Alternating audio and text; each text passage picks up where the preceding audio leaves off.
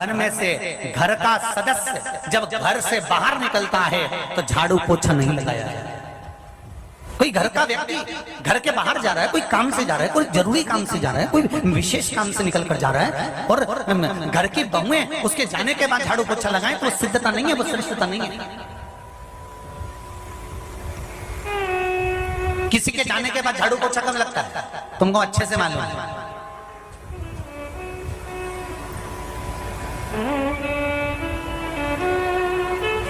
आंसुड़ा ढलकाती जाए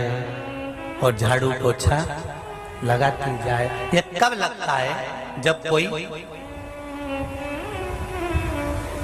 अच्छे से ही चला जाता है, तब झाड़ू पोछा लगता है। सनातन हिंदू धर्म की आज भी रीति है, कोई जाता है घर से, अपने घर का व्यक्ति सदस्य कोई विशेष कार्य के लिए जा रहा है तो झाड़ू पोछा नहीं लगना चाहिए। थोड़ी बाद में या तो पहले लगाओ या फिर आधा एक घंटा रुक जाओ, उसके बाद में लगाइए। जैसे एक दुर्वा, कितनी दुर्वा? एक दुर्वा, मात्र एक दुर्वा शंकर भगवान पर चढ़े हुए जल जब नीचे की ओर आता है, जिस जगह पर जल गिरता है उस जगह पर मात्र एक दुर्वा प्रदोष के दिन अपनी कामना कर कर इस शरीर के सुख के लिए शंकर भगवान के जल गिरने वाले स्थान के पास में अवधूतेश्वर महादेव के नाम से रख दी जाती है तो जिंदगी में कभी बड़ी बीमारी नहीं आती। उसी तरह जिससे रोग को समाप्त करने के लिए दुर्वा का प्रयोग किया जाए। आप लोगों ने पूर्व में जो शिव महापुराण की कथा कुबेरेश्वर बाबा की धारा से करी थी वो आप लोगों को ध्यान में होगा। दुर्वा कैसे उत्पन्न हुई थी, दुर्वा का महत्व क्या है, कितनी दुर्वा चढ़ाना चाहिए, कैसी दुर्वा चढ़ाना चाहिए, दुर्वा की उत्पत्ति कहां से हुई है, दुर्वा तोड़ने के बाद पानी में डालने के बाद फिर हरी हो जाती है, इसका क्या कारण है, दुर्वा गणेश जी को क्यों चढ़ाई जाती है, शंकर जी को दुर्वा किस स्थान पर चढ़ाई जाती है, ये सारी कथा आपको पूर्व में इसी कुबेरेश्वर बाबा के पावन धारा से सुना चुके हैं जो टीवी पर डली हुई है। कभी आपने नहीं सुनी हो तो यूट्यूब पर से दुर्वाशिव महापुराण की कथा आप निकालकर उसको श्रवण कर सकते हैं।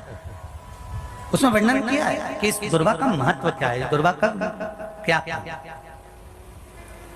मात्र एक दुर्वा प्रदोष के दिन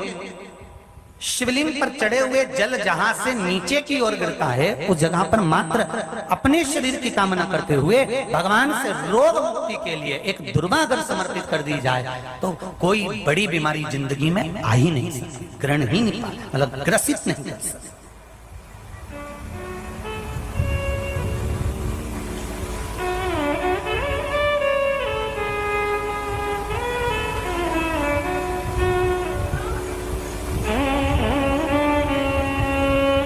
एक और अच्छी बात है, बहुत ध्यान लगाकर सुनिएगा जरा। जितने आस्था चैनल पर सुन रहे हो, यूट्यूब पर सुन रहे हो, फेसबुक पर सुन रहे हो या इस पंडाल में श्रवण कर रहे हो, बहुत सावधानी से ध्यान दीजिएगा। कभी श्रावण महीने में अगर आप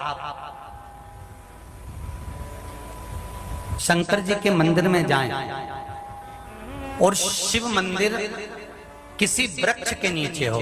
बट वृक्ष के नीचे हो, चाहे पीपल के वृक्ष के नीचे हो, चाहे वो आंवले के वृक्ष के नीचे हो, चाहे वो बेलपत्री के वृक्ष के नीचे हो, चाहे वो शमी के वृक्ष के नीचे हो, चाहे जिस वृक्ष कोई भी वृक्ष के नीचे अगर कोई शिवालय है, शंकर जी का कोई मंदिर या शंकर जी का कोई शिवलिंग रखा हुआ है, तो एक दुर्वा किसी भी श्रावण महीने में तुम जब भी किसी शिवालय में जाएं जिस वृक्ष के नीचे शिवलिंग हो, उस शिवलिंग पर ये शिवलिंग रखा हुआ है, ये जलाधारी है, जलाधारी पर जहां शिवलिंग रखा हुआ है वहां कटी भाग है, कटी भाग माता पार्वती जी का हस्तकमल, उसके ऊपर रखा हुआ है शिवलिंग, सामने अशोक सुंदरी और भगवान शंकर के दोनों पुत्र गणेश कार्तिकेय, ऊपर से जल गिरता है जया विषहारा शामलीवारी दौतली देव, ये भगवान शंकर की 5 बेटियां। तो जो कटी भाग, इस कटी भाग पर अगर मात्र एक दुर्वा समर्पित कर कर जिसकी किडनी या लीवर डैमेज हो रहा हो, काम नहीं कर रहा हो, या किडनी लीवर में कोई तकलीफ हो रही हो, या डायलिसिस चल रहा हो, तो मात्र एक दुर्वा उस कटी भाग पर श्रावण महीने में समर्पित कर कर उस दुर्वा के 7 टुकड़े कर कर 7 दिन प्रतिदिन सुबह के समय पर उसको चबाकर खा लेने पर या निगल जाने पर धीरे धीरे धीरे धीरे डायलिसिस बंद होने लगता है और किडनी लीवर अपना काम करना प्रारंभ कर देते हैं। दुर्वा कोई साधारण नहीं है। विष्णु पुराण में, पद्म पुराण में, अग्नि पुराण में, नर्मदा पुराण में, शिव महापुराण के अंतर्गत दुर्वा की महत्वता है। कभी आप लोग कथा को उठाकर देखिएगा, गणेश पुराण को उठाकर देखिएगा तो उसमें वर्णन मिलेगा कि दुर्वा कहां से उत्पन्न हुई। जब अमृत का कलश उत्पन्न आया, अमृत के कलश की कुछ बूंदे जब भूमि पर गिरी, उस भूमि पर गिरने पर कुछ सांप बिच्छुओं ने ग्रहण कर ली। दुर्वा का थोड़ा सा भाग, अमृत का कलश का भाग गिरने से वो दुर्वा में घास के रूप में तब्दील हो गई, बदल गई, और घास के रूप में बदलने पर उस दुर्वा का ऐसा क्रम होता है कि दुर्वा को अगर तोड़कर रख लिया जाए और तोड़कर रखने के बाद दुर्वा कितनी भी सूख जाए, सूखने के बाद उस दुर्वा को ले जाकर आप वापिस पानी में डाल दो या जमीन में वापिस लगा दीजिए और उसके बाद पानी डाल दीजिए, फिर वापिस वो दुर्वा उत्पन्न होने लगती है। आजकल तो नई नई दुर्वा आने लगी महाराज कि कहीं से उखाड़ कर लाते हैं, कहीं लाकर लगा देते हैं तो भी दुर्वा उत्पन्न हो जाती है। बड़ी बड़ी सिटियों में कहाँ दुर्वा उत्पन्न, तो लोग कहीं से बाजार से खरीद के लाते हैं और उसको लाकर लगा देते हैं। दुर्वा का क्रम है वो अमृत तत्व की तरह होती है, इसलिए संसार के कई रोगों को समाप्त कर देती है।